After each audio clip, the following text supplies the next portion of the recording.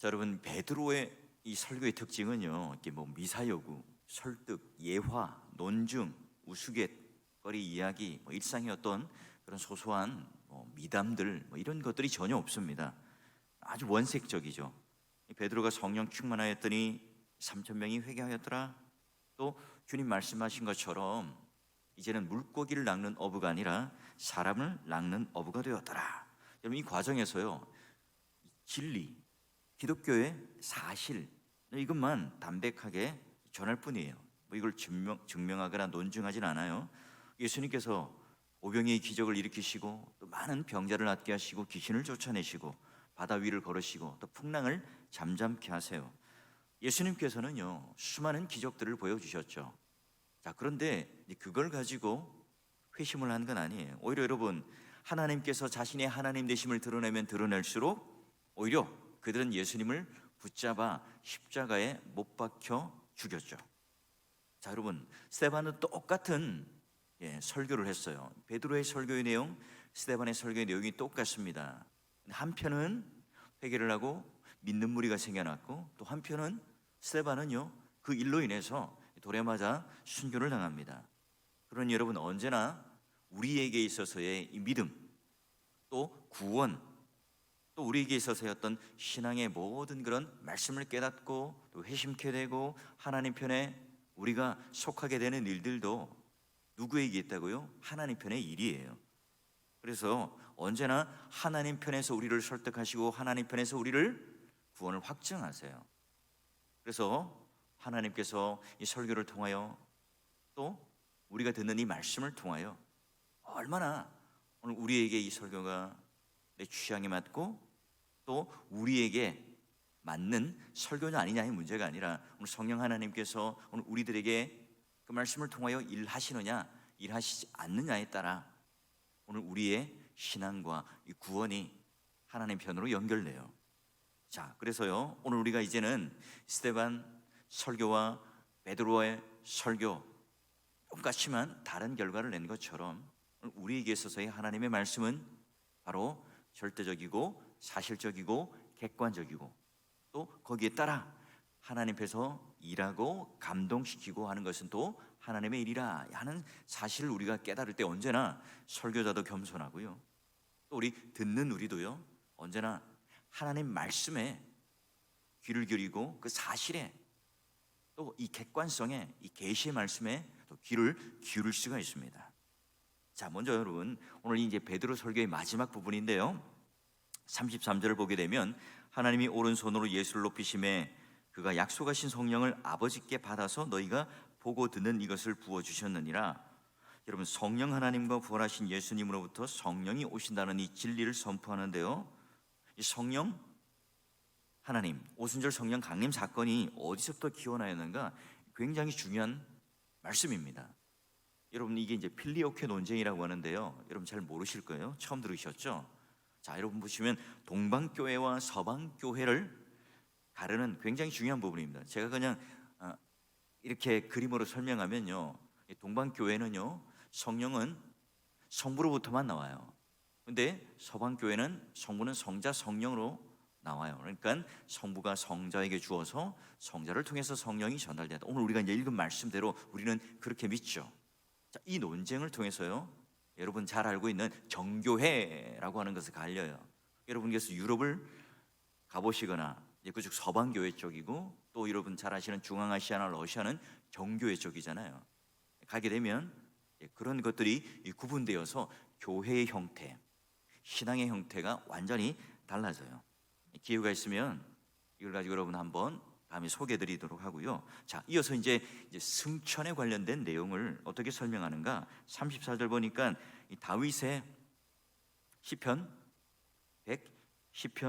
1편의 말씀을 가지고 그가 설명을 해요. 다윗은 하늘에 올라가지 못하였는데요, 이 다윗이 이제 친히 말합니다. 여기 주 앞에 주 성부 하나님, 두 번째 주는 성자 예수님을 말하죠. 내가 내 원수로 발등상이 되게 하기까지 너는 내 우편에 앉아 있으라 하였으니. 자, 다윗은 올라가지 못했지만 그러나 하나님께서 예수님을 살리셨습니다. 오른손으로 예수님을 높이셨습니다. 그리고 지금 하나님 보좌 우편에 앉아 계세요. 자, 하늘의 모든 영광과 보좌를 버려두고 종의 모습으로 이 땅에 오셨죠. 죽음의 자리까지 낮춰지셨어요.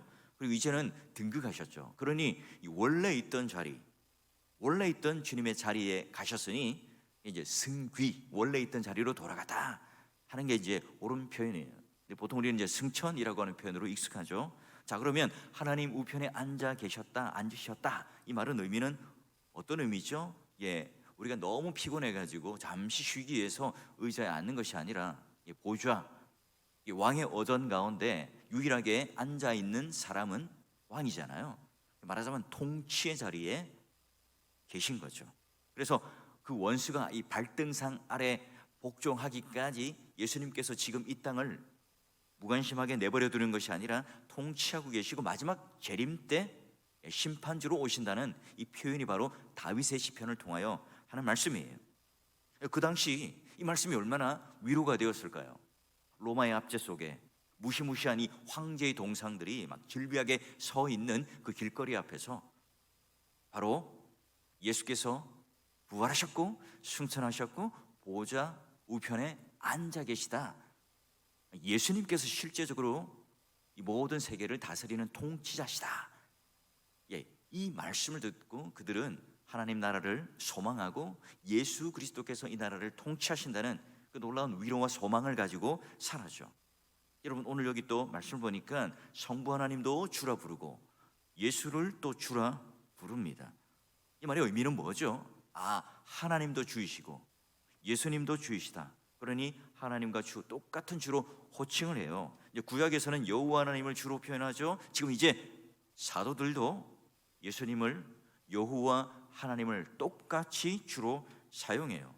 자, 그래서 이제 결론, 베드로 설교의 그 마지막 피날레, 마지막 결론이 뭐냐면 예수님은 하나님이시다, 예수는 그리스도이시다 하는 표현입니다. 이건요, 이 성경의 가장 핵심적인 내용입니다. 자, 그런즉 이스라엘 온 집은 유대인들, 그 청중들을 가리키죠.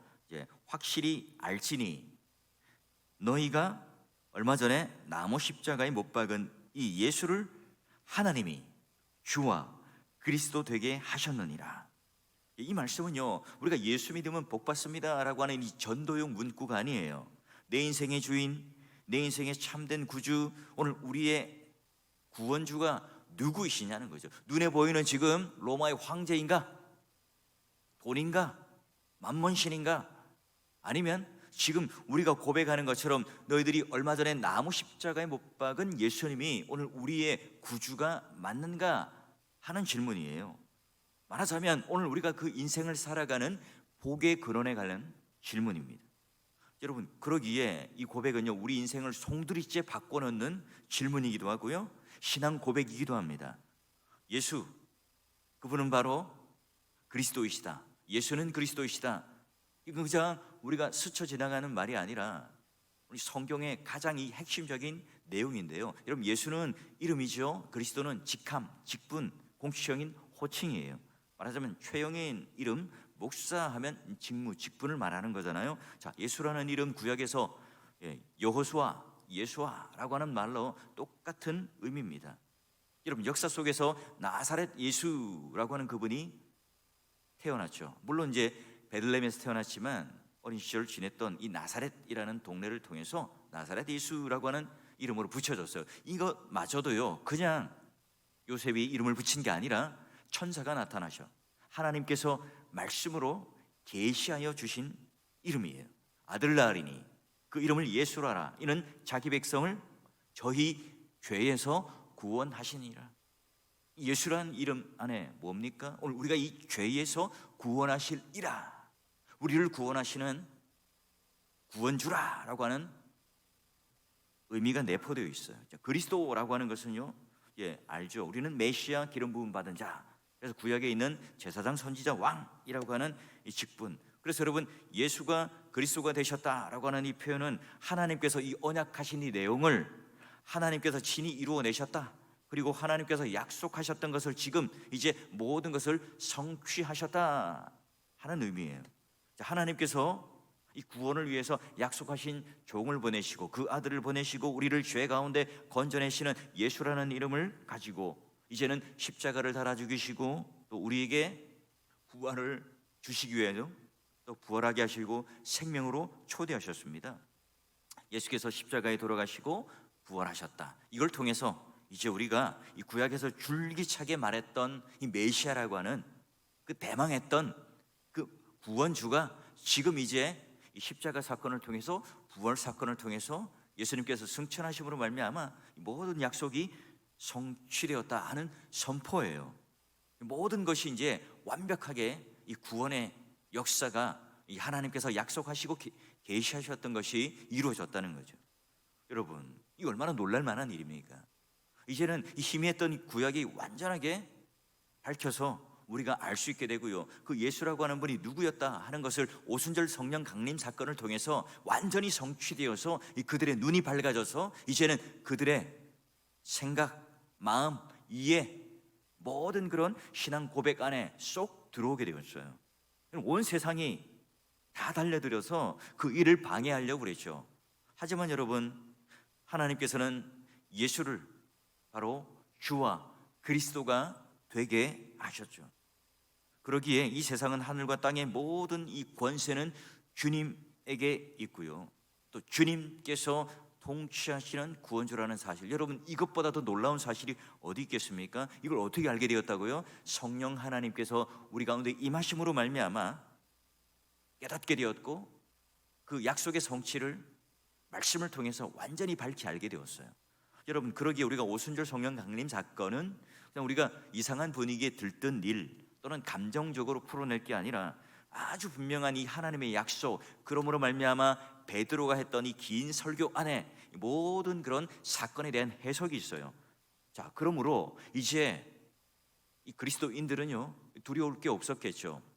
왜냐하면 진짜 주인이, 내 인생에 진짜 믿을 만한, 의지할 만한, 내 모든 인생을 맡길 만한 진짜 주인을 만났기 때문에 그래요. 지금까지 이제 가짜 주인에게 속아왔던 것, 황제가 통치하는 그 무서움, 또는 이 세상에 돈이면 다야 라고 하는 것을 가지고 추구했던 이 돈이 나의 주인이 되었던 것을 완전히 이제 갈아치웠어요. 이 세상의 헛된 것으로 만족할 수 없다는 것을 이제는 예수 그리스도를 통해서 내 인생의 주인을 찾음으로 말미암아 만족하는 인생을 살아가는 새로운 인생의 첫걸음을 걷게 되었습니다. 자, 그런데요, 왜 예수를 십자가에 못 박았을까요? 왜 그들은 함성을 지르고 죄인으로 취급하고 또한 예수님을 죽여버렸을까요? 그렇죠. 언제나 내 인생의 주인은 내가 되어야 돼요. 내가 중심이어야 합니다.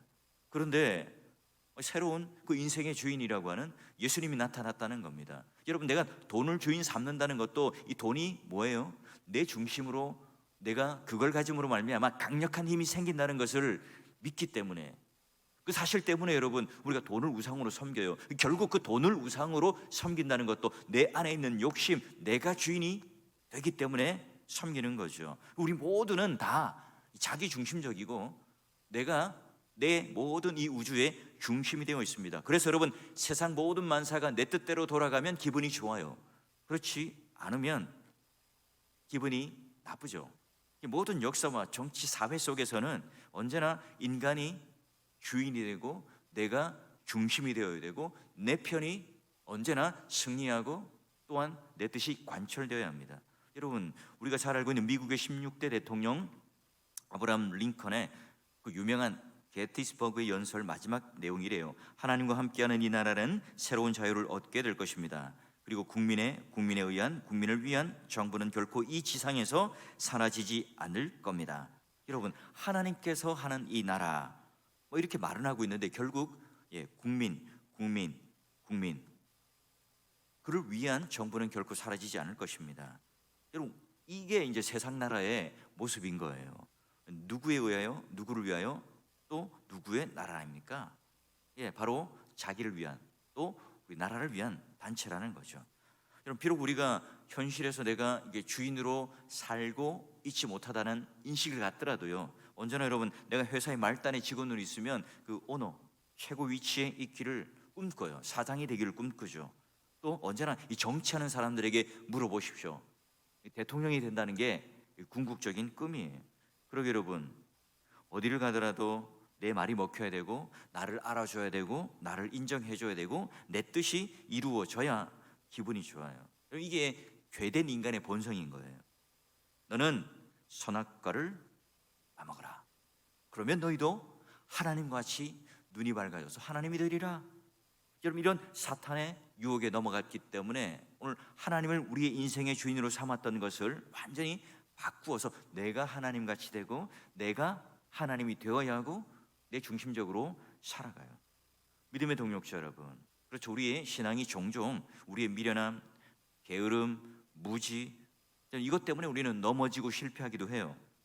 그럼에도 불구하고 우리가 여전히 이 신앙생활을 하면서 위축되지 않고 주눅들지 않고 이 자신감을 가지게 되는 이유가 뭘까요?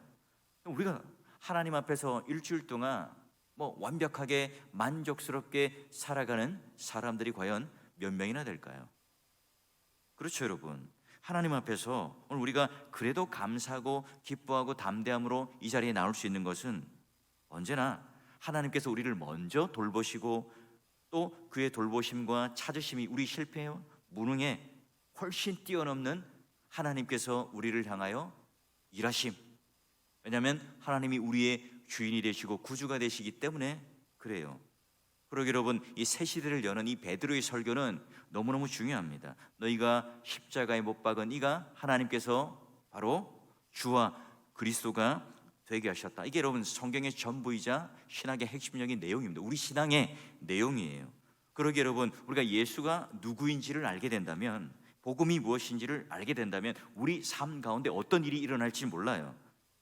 그리스도를 제대로 알 때 내가 어떤 존재인지를 알고요, 내 역할, 내 정체성, 내 사명, 내 소명이 무엇인지를 제대로 알죠. 성령의 조명하심을 통해서 내가 어떻게 살아야 하는가? 여러분, 이 철학적인 질문을 아무리 해도 알 수 없지만 모든 답은 그리스도 안에서 나온다. 그리스도에게 있다는 사실을 우리는 알고 믿습니다. 우리는 그냥 지나치지만 예배당 안에 있는 모든 의자, 집기, 조명, 모든 것들이 다 주를 위해 존재하죠. 비치는 조명도 이 설교자를 비추는 것 같지만 결국은 하나님 말씀을 비추기 위한 하나의 역할일 뿐이죠. 작은 동작, 작은 움직임, 모든 건물, 모든 우리 섬기는 동역자들도 마찬가지입니다. 그러기 여러분, 이 교회의 부요함은 뭘까요? 오늘 우리 신앙의 부요함은 뭘까요? 문제는 여러분, 우리가 복음을 잘 모른다는 거예요.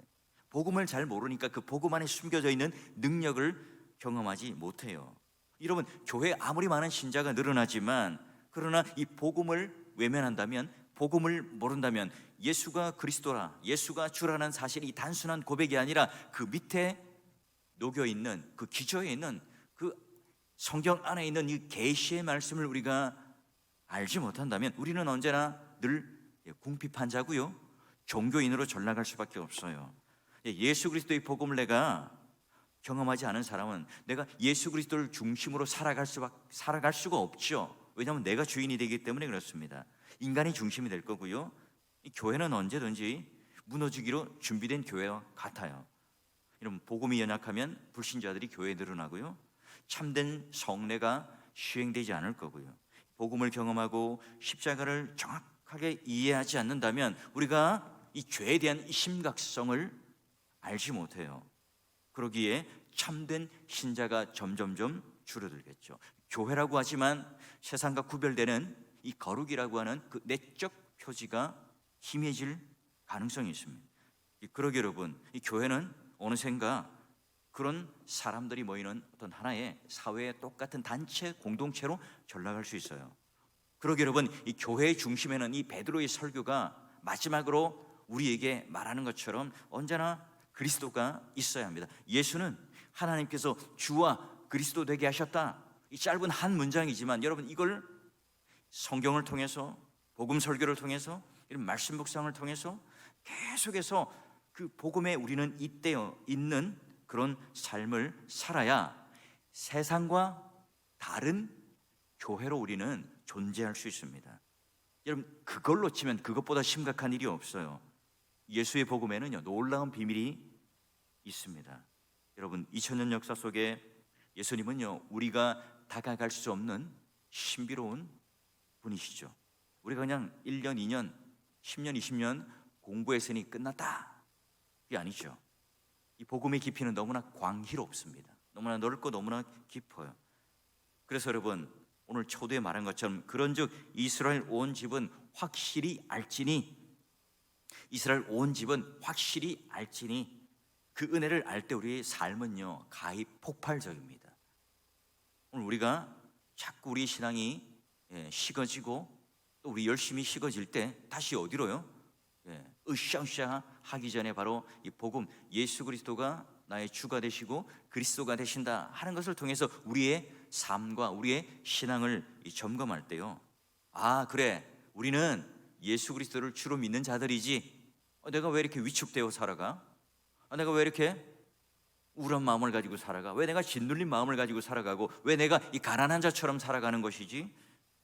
하나님께서 오늘 우리들에게 주를 그리스도로 주셨고 그 예수를 소유했기 때문에 모든 것을 가진 자 아닌가? 여러분, 이걸 다시 믿음으로 확신하고 하나님 앞에 신앙으로 바로 우리의 모든 이 질서를 잡고 또 걸어나갈 수가 있습니다. 믿음의 동역자 여러분, 하나님께서는 저와 여러분을 너무너무 사랑하세요. 우리가 너무너무 행복해지길 원하고요, 이 세상에서도요 오늘 하나님께서 주신 그 놀라운 복들을 하나하나 다 경험해서 이 복음의 능력이 무엇인지를 이 삶 속에서 여러분이 체험하고 살아가고 또 세상 사람들 앞에 보여주고 살아가길 원하고 이 교회 안에서도 그런 것들이 풍성하게 넘치기를 원합니다.